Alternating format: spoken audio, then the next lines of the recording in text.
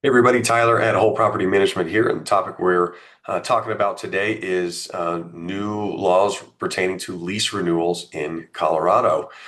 So there's only now, after House Bill 24-1098, there's only 6 reasons that you can cite to deny offering an existing tenant a lease renewal.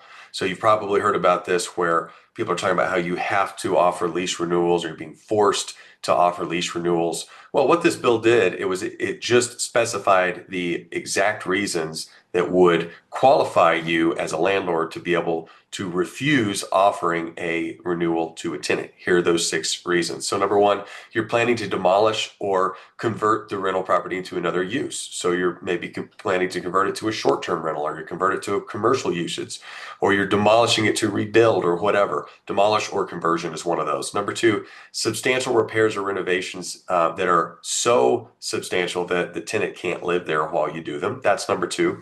Number three is that you, the owner, or one of your immediate family members is planning to move back into the property. That is a valid reason for you to not renew their lease. Number four, you're going to sell the property.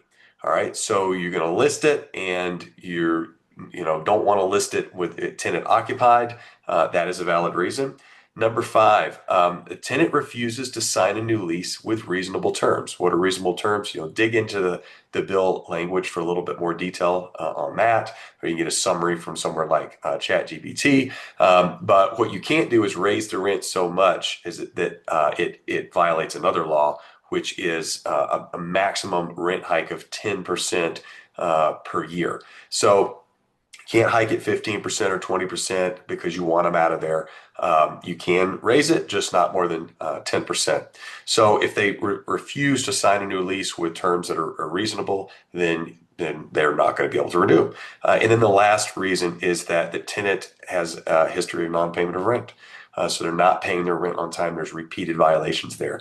Now, should note that other lease violations are not grounds for denying a renewal. And that may seem surprising to a lot of people, but what you have to do if you've got a history of other violations of the lease that are not pertaining to payment of rent, you have to pursue an eviction, what we call a for-cause eviction, just the normal process of filing the complaint in the court and evicting them. So you cannot deny a lease renewal for violation of the lease unless it is a history of non-payment of rent. That's the only violation you can use to not renew. If you have questions on any of this, give us a call here at Whole PM 720-737-1373.